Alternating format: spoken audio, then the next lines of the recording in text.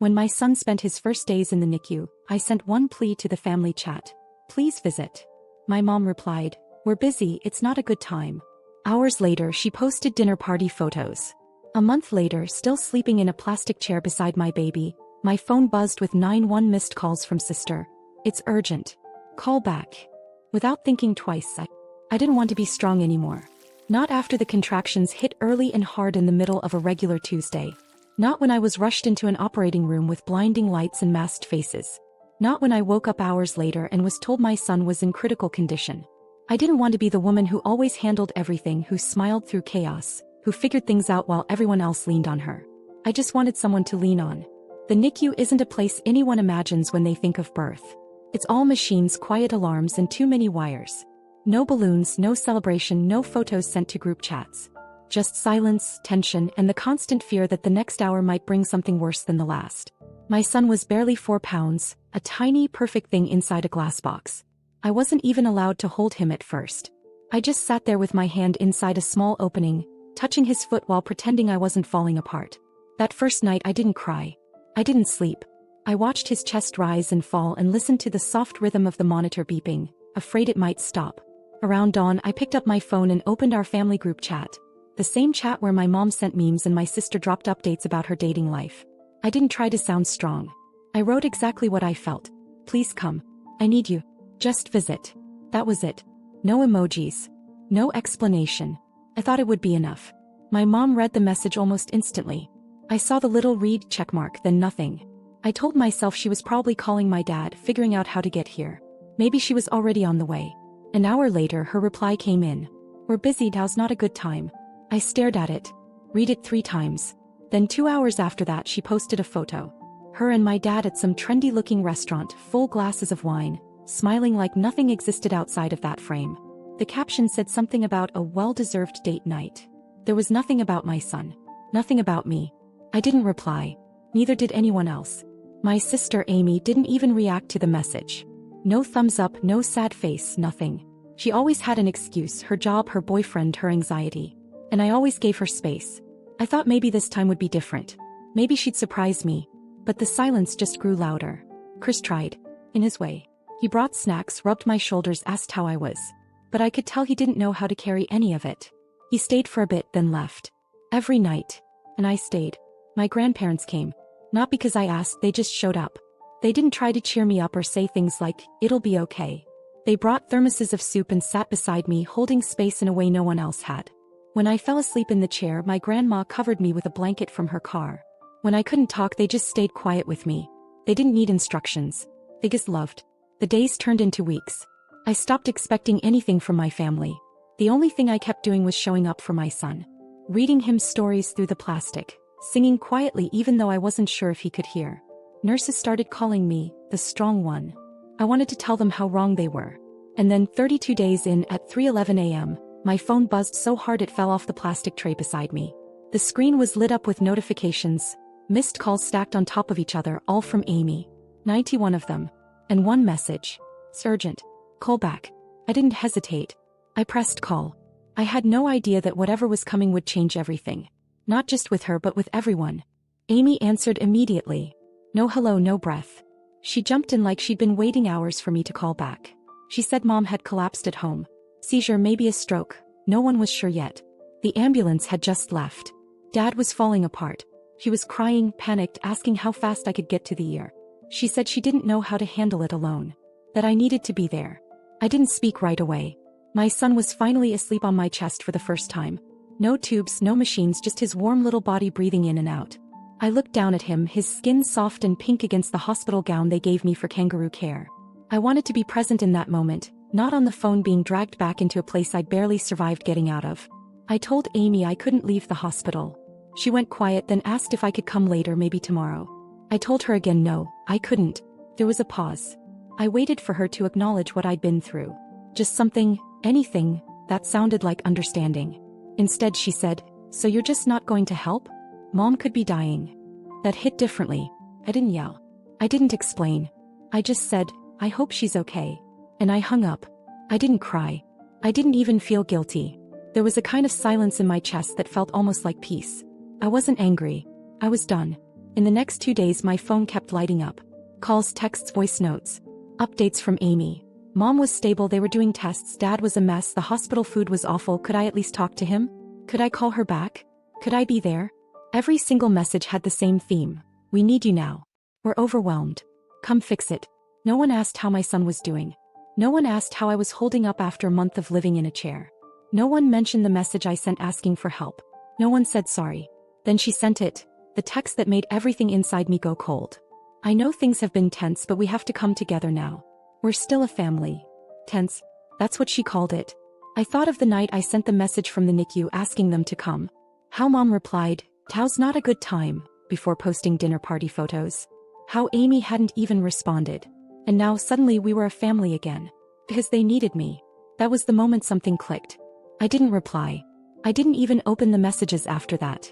Instead, I asked the nurse how soon we could be discharged. My son had made it through the hardest part. I wanted to take him home. Not to my old life. Not to the version of me they used to rely on, but to something entirely new. One they'd no longer have access to. I started thinking about everything I'd done for them over the years. Covering Amy's credit card debt. Helping Mom and Dad refinance their mortgage when they were about to lose the house. Babysitting Amy's kids when she wanted a weekend to herself.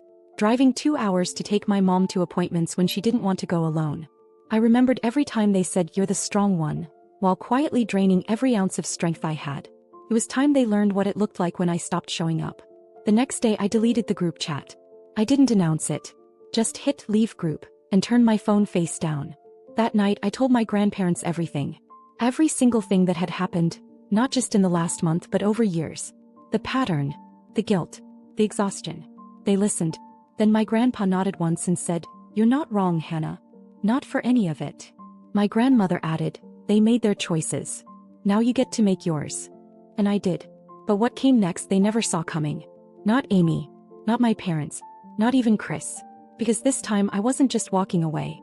I was taking everything they thought they still had control over with me. Leaving the hospital felt surreal. My son, bundled in a soft blue blanket, was asleep in the carrier beside me. We walked out of the NICU, past the nurses who had become my only real lifeline, through the corridors that had held every emotion I'd buried for the past 5 weeks. I didn't look back. We went straight home. No stops. No announcements. No group chats. The silence from my family was strange at first. Like waiting for a storm that never came. Amy didn't call again. Neither did my parents. I saw that they'd added each other back into some version of the group chat. I hadn't been reinvited. It was fine. I had a newborn and a pile of medical bills and an apartment that felt unfamiliar after living at the hospital for so long. I had bigger things to do than chase after people who only knew how to take. Chris tried to talk to me about it once. Said something about how they were still my family. I didn't argue. I just asked him what he thought they were to me when I was begging for help and nobody showed. He didn't have an answer. A week after we got home, the first of the automatic payments hit my account. The ones I'd been covering for years without being asked. Amy's car loan. My parents' utilities. One by one I started shutting them off. No warning. Just canceled the transfers. 2 days later Amy texted me. "Hey, I think there's an issue with the bank. My payment didn't go through?" I didn't reply. A few hours later another message. "Did you cancel the transfer? I'm gonna get hit with late fees, Hannah." I thought we were going to talk about this. Talk about what? I had sent one message from the NICU. Asking them to come. They didn't even bother to pretend they cared. I deleted her message and blocked the number. The next day I got a voicemail from my dad. I hadn't heard his voice in weeks. He didn't say anything about my son. Didn't ask how we were. Just launched into a long-winded explanation about how hard things had been since Mom got home from the hospital. How money was tight, how he knew I'd been through some stuff. But family had to stick together. I blocked him too. Chris watched all of this unfold with a kind of quiet confusion. He didn't get it, not fully. But he stopped asking questions. I think he saw something in me that scared him a little. I wasn't emotional. I wasn't angry. I was done. And he knew it. Then something happened that shifted everything into sharper focus. My grandparents invited me to dinner. They'd seen the silence. The distance. They never asked me to explain it. But that night after dinner my grandfather handed me a stack of documents. He'd been revising their will. Quietly, without telling anyone. He said, "We've seen who's there for you and who isn't. We're not leaving anything to people who've treated our granddaughter like a stranger." It took me a moment to realize what he meant. They weren't just cutting my parents and Amy out of any future inheritance. They were transferring assets into my name now. real estate, savings, trust accounts, everything they'd once promised to divide. My grandmother looked at me and said, "We won't be around forever, Hannah. And we want to make sure the people who deserve your love don't end up using you." They saw it. They always had. And now, the people who thought they could keep pulling from me forever were about to learn what it felt like to have the ground pulled from under them. The first reaction came from Amy, and it wasn't what I expected. One morning I got a package. No return address. Just my name, handwritten, the ink a little smudged. Inside was a half-page note and a framed photo of the four of us. Mom, Dad, Amy, and me, from years ago at some lake vacation I barely remembered. The note said, "I don't know what happened to you, but I hope you figure it out soon. None of this is normal." That was it. No apology. No mention of my son. No recognition of what she had or hadn't done. Just a passive-aggressive attempt to frame me as the problem. I didn't reply. But it rattled something. Not guilt, just clarity. They didn't see me as a person. I was a service. A system. And now that the system had shut down, they didn't know how to act. What they also didn't know was that I wasn't just cutting off financial support. I was cutting every thread they thought they could pull, including the ones they had no idea I even held. A week later, I met with my grandparents' lawyer to finalize the asset transfers. That same day, something strange happened. Chris didn't come home. I waited. I texted. Called once. Nothing. Around midnight, he messaged saying he was staying at a friend's, that he needed space. I asked if something was wrong. No response.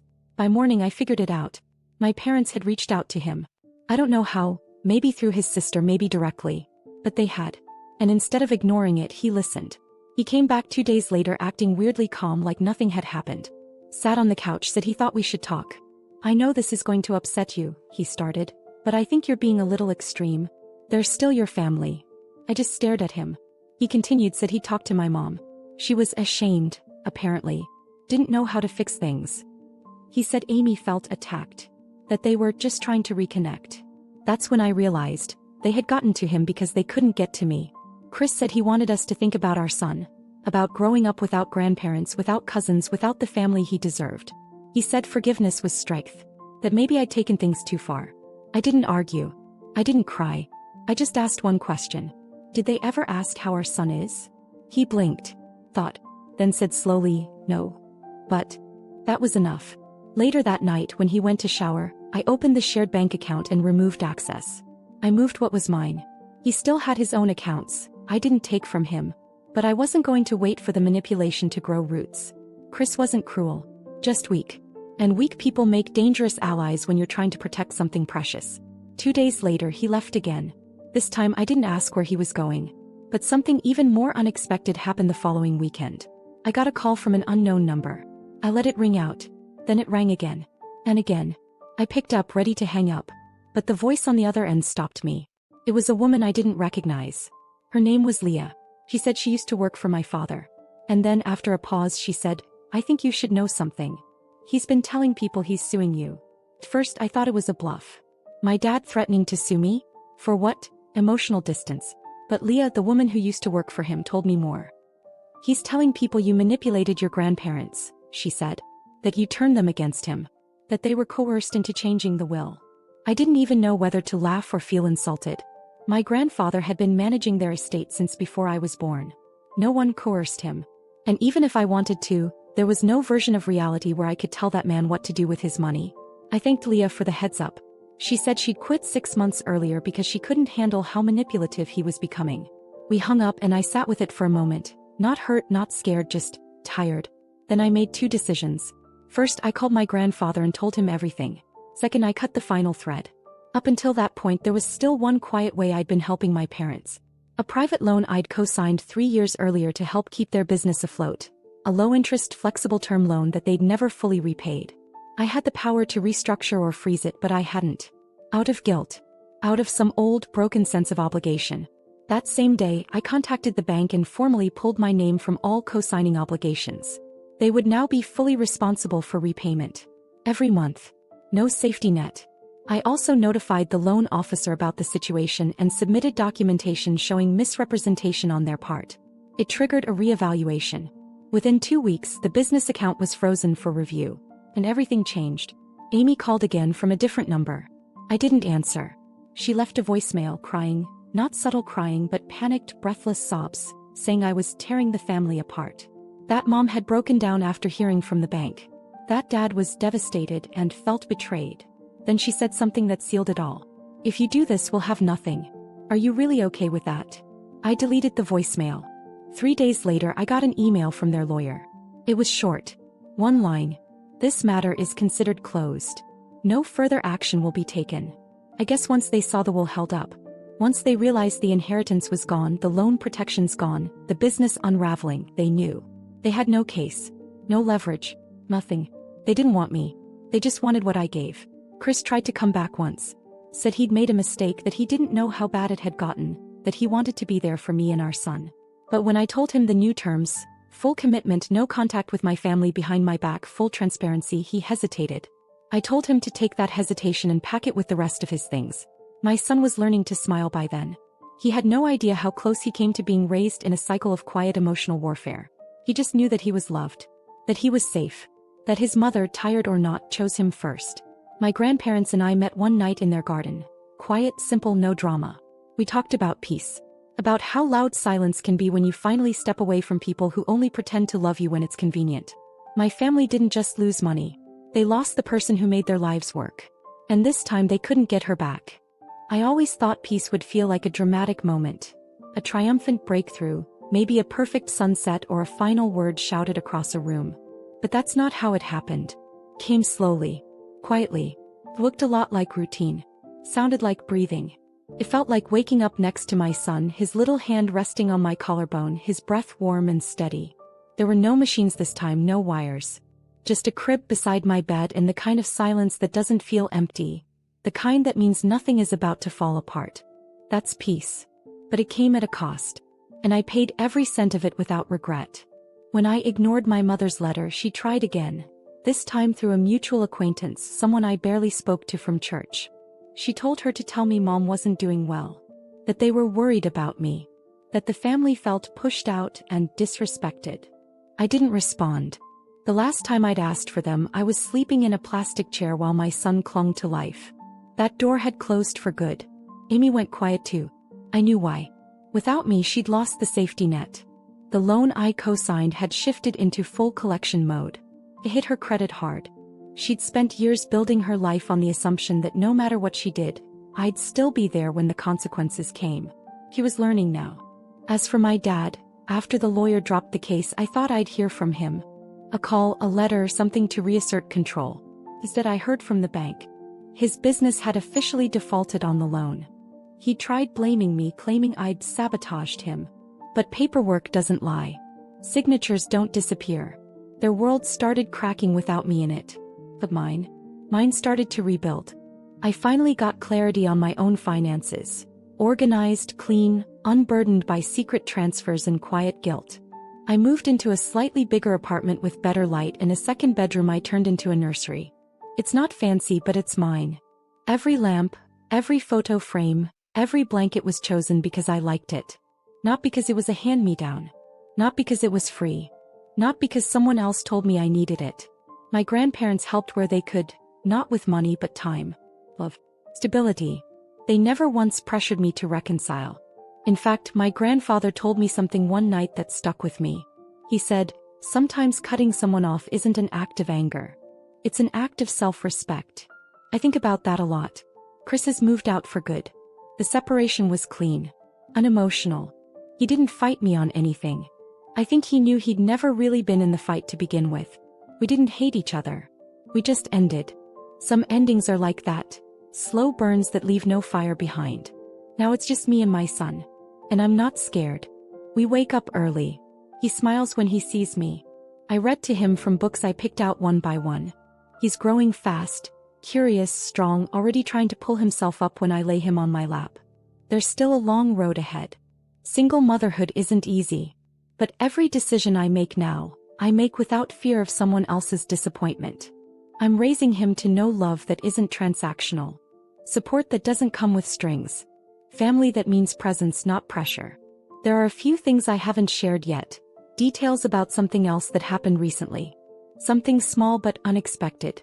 Something I'm still thinking about quietly. I'm not ready to write about it now. Maybe I'll update later. But for now, I'll leave you with this. Okay. No, I'm more than okay. I'm free for the first time in my adult life. Not because someone gave me permission, but because I stopped asking for it. And I've never been more sure of what I deserve. My update. I wasn't planning on writing again. I honestly thought the last part would be it. The final chapter, the closed book. Life had become simple in the best way. No drama, no chaos, no one draining me dry. Just quiet mornings, soft baby laughter, and a steady rhythm I hadn't known I was capable of creating. But sometimes, peace brings with it strange echoes. It started with a small envelope. No return address, but my name was written carefully. Not messy, not rushed. Whoever sent it knew me well enough to spell my name right. A detail that caught my attention more than it should have. Inside was a single photograph. It was me and my son sitting on the edge of a low brick wall near the pond at the park. He was leaning into me, both of us watching the water where ducks had gathered. I was holding a half-eaten apple. He had his sock half off as usual. It wasn't posed. It wasn't flattering. But it was real. On the back of the photo in small handwriting were 4 words. "You finally look free." No signature. No date. For a moment I felt that old flutter. That sense of being watched, of my boundaries being quietly tested. But then I looked at the photo again. And I felt something else. Whoever sent it wasn't trying to invade my life. They were acknowledging it. I don't know if it was Amy. Or maybe someone from my past who used to be closer than they should have been. It doesn't matter. What matters is that even from a distance someone could see the difference. And there is a difference. My life isn't perfect, not by any stretch. There are still hard days, especially as a single mom. Nights when I lie awake budgeting down to the last cent. Mornings when I carry my son through daycare drop-off while running on 3 hours of sleep. But it's mine. All of it. There's no pretending anymore. No bending myself into someone else's version of family. No guilt for saying no. No bitterness when the phone doesn't ring. I've learned how to build a life around the people who show up, not the ones who only remember me when they need something. My grandparents are still my steady place. My son is growing fast, faster than I'm ready for. He started saying words now, just little ones. One of the first was, home. I think that says everything. And to those of you who followed this, who read every part, who messaged, who rooted for me even in silence, thank you. Truly. More than I can say. I never expected this story to resonate the way it did. I never thought strangers would care about a tired woman in a plastic hospital chair whispering to a baby in an incubator. But you did. And it mattered. That kind of support. I didn't grow up with it. But I found it here. I don't know if I'll post again. Maybe one day when something shifts or when I have more to share. But for now I'm okay closing the page here. Not because the story is over. But because finally I'm living the part one never thought I'd reach. The quiet, honest, free part. Thank you for walking with me.